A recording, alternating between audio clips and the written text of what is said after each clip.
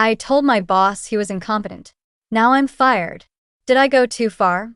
Alright folks, I need to vent, and honestly, I'm a bit lost about what to do now, so here I am, frantically typing on my keyboard, hoping the internet will give me some light at the end of the tunnel. It all started a few weeks ago, when the pressure at work reached stratospheric levels. The team was overloaded, the deadlines were unrealistic, and, to make matters worse, our boss, Mr. Johnson, seemed completely oblivious to the situation. He lived in his world of spreadsheets and endless meetings, without ever really understanding what was happening on the front lines. The complaints were constant, the frustration emails piled up, and the team's morale plummeted with each passing day. I, as one of the oldest members of the team, felt a growing responsibility towards my colleagues. I saw the stress, exhaustion, and demotivation consuming them, and I knew that something needed to be done. The meetings with Mr. Johnson were useless. He simply ignored our concerns or responded with generic solutions that solved nothing. He seemed more concerned with keeping up appearances than with actually solving the problems. The day came when the pot boiled over. We were in the middle of a crucial project, with a tight deadline and limited resources, and Mr. Johnson made a decision that, in my opinion, bordered on incompetence. He completely changed the strategy, without consulting the team or considering the implications, and at that moment, I just couldn't take it anymore. In a tense meeting, with the entire team present, I exploded. "Mr. Johnson," I began, my voice trembling, "with all due respect, your recent decisions have been disastrous. We are struggling to meet deadlines, the team is exhausted, and you don't seem to understand the gravity of the situation. Frankly, I think you are incompetent to lead this team." The silence that followed was deafening. The shocked looks on my colleagues' faces, the expression of disbelief on Mr. Johnson's face. Everything seemed surreal. I knew, at that moment, that I had gone too far, that I had crossed a line, but the accumulated frustration and the need to defend my team were greater than the fear of the consequences. The next day, I was called to Mr. Johnson's office, and the dismissal was inevitable. He scolded me, mentioning insubordination and lack of respect, and although I knew I was wrong to have exploded that way, I couldn't feel remorse. The feeling of relief, of having finally said what needed to be said, was almost greater than the shock of the dismissal. Now, I'm here, unemployed, wondering if I went too far, if I could have acted differently, if I should have swallowed the frustration and continued to work in silence. The truth is, I don't know the answer, but one thing is certain: life at work will never be the same again. And now, what awaits me in the future is a complete unknown, okay, folks? The repercussions of my original post were something I really didn't expect, and I want to thank everyone for the comments, messages of support, and even the constructive criticism. The truth is that after the whirlwind of emotions that followed the dismissal, the dust finally began to settle, and now I can look back with a little more clarity. In the early days, the feeling of shock was palpable.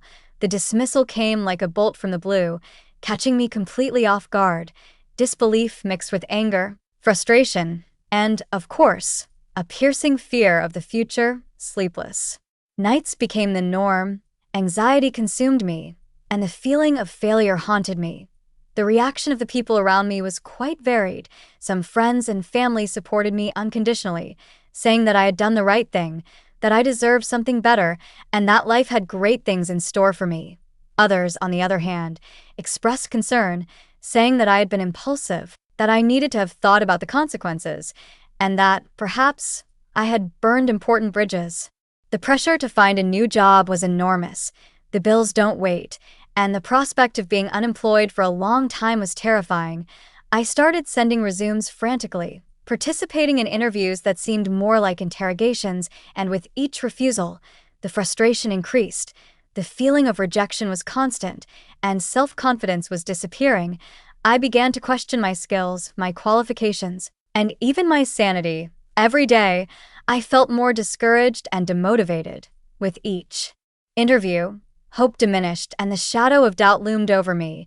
Was I really good at what I did, or was it all just an illusion? Amidst this chaos, something unexpected happened. I started receiving messages from people who read my post and identified with my situation, people who had also suffered from incompetent bosses, toxic work environments, and the feeling of powerlessness. These messages, full of empathy and solidarity, were a balm to my soul. They showed me that I wasn't alone, that my experiences were common, and that there were other people fighting the same battles. I started exchanging messages with some of these people, sharing stories, tips, and advice. We created a small support group, a safe space where we could vent, support each other, and motivate each other. It was in this group that I found the strength to move forward, not to give up, and to believe that a better future was possible. The stories I heard in the group were incredibly diverse, but a common theme permeated them all: the lack of recognition, exploitation, and the absence of respect for employees. I realized that what I had gone through was not an isolated case,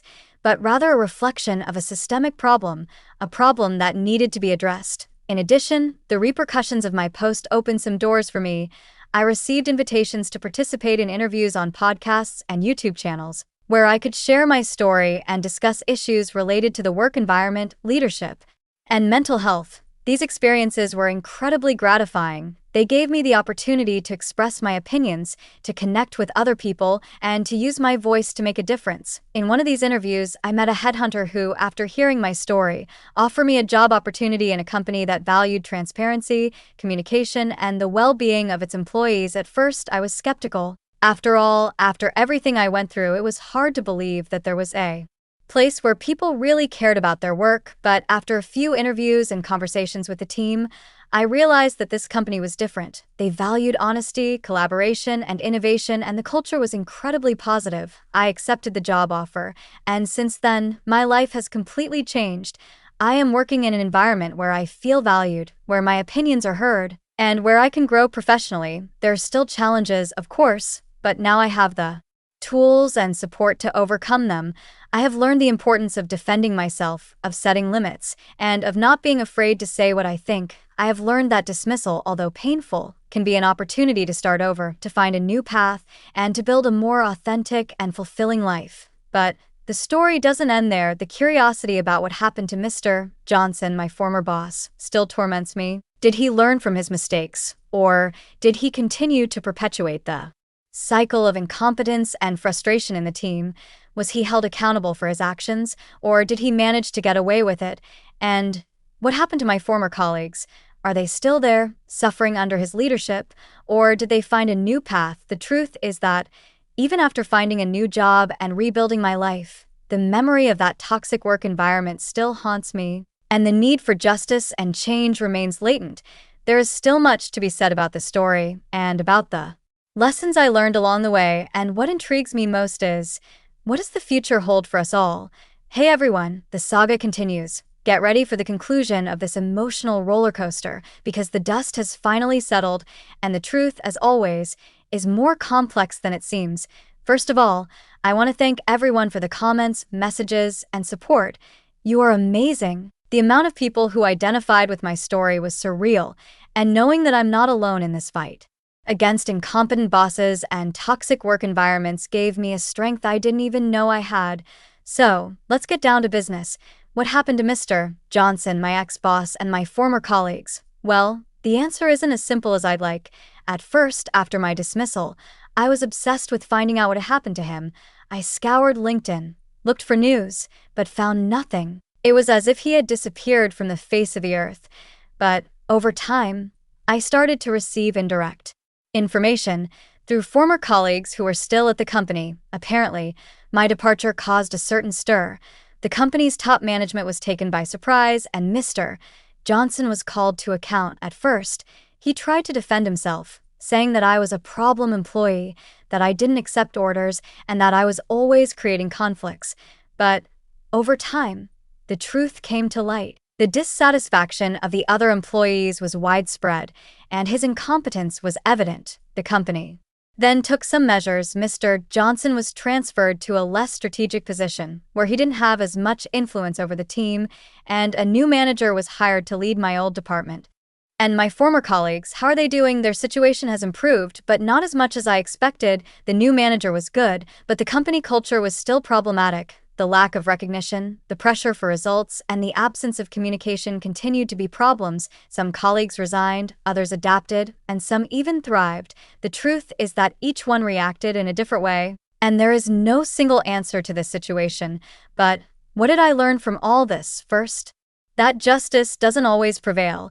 Even if Mr. Johnson was punished, he wasn't fired, and he continued to receive a high salary. The company, in the end, was more concerned with protecting its image than with solving the problem.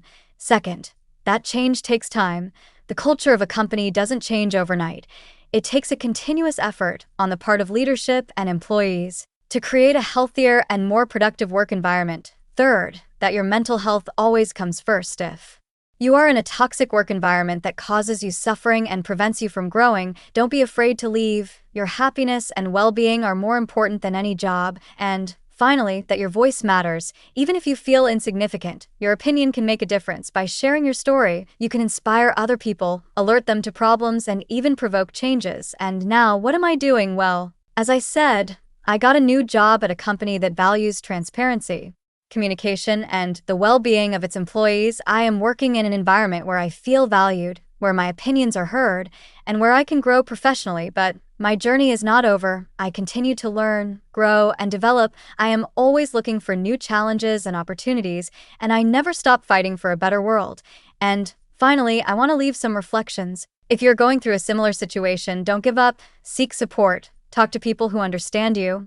And believe in yourself. Believe that you deserve something better. If you're a leader, be a true leader, value your employees, listen to their opinions, and create a work environment where everyone feels safe and respected. And if you are a colleague, support your colleagues, be supportive and help each other.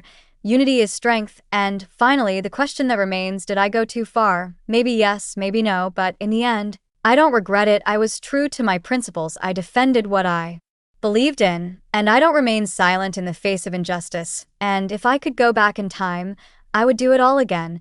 Life is too short to live in an environment that makes you feel bad. Be brave, fight for your dreams, and never stop believing in yourself. And finally, I want to thank you all for following the story, for sharing your experiences, and for giving me so much strength. You are amazing. Follow us to follow more stories like these.